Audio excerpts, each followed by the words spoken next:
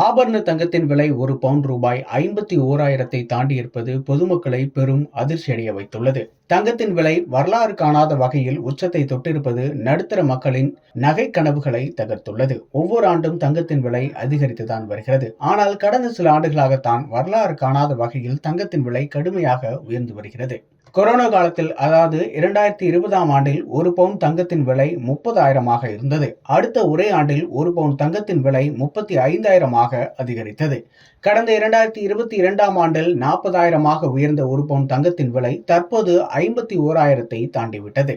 2023ஆம் ஆண்டில் Russia Ukraine யுத்தம், Israel பாலஸ்தீன யுத்தம் ஆகியவற்றை சுட்டிக்காட்டி தங்கம் விலை கிடுகிடுவென உயர்ந்து ரூபாய் 45,000ஆக அதிகரித்தது. தற்போது விண்ணை தொடும் உச்சமாக வரலாறு காணாத வகையில் தங்கத்தின் விலை ஒரு பவுன் ரூபாய் 51,000ஆக உயர்ந்துள்ளது. கடந்த பிப்ரவரி மாதம் ஒரு பவுன் தங்கத்தின் விலை 46,520 ரூபாய்க்கு விற்பனையானது. மார்ச் மாதத்தின் தொடக்கத்தில் ஒரு பவுன் தங்கத்தின் விலை 48,000 ரூபாயை கடந்த நிலையில் மாத இறுதியில் ரூபாய் 51,000ஐ தாண்டிவிட்டது.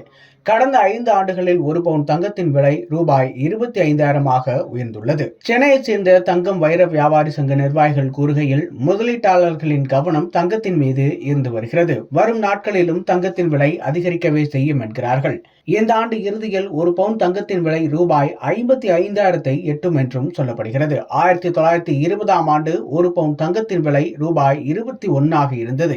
2001ஆம் ஆண்டில் ஒரு பவுன் தங்கத்தின் விலை ரூபாய் 3,000 என்ற அளவில் இருந்தது.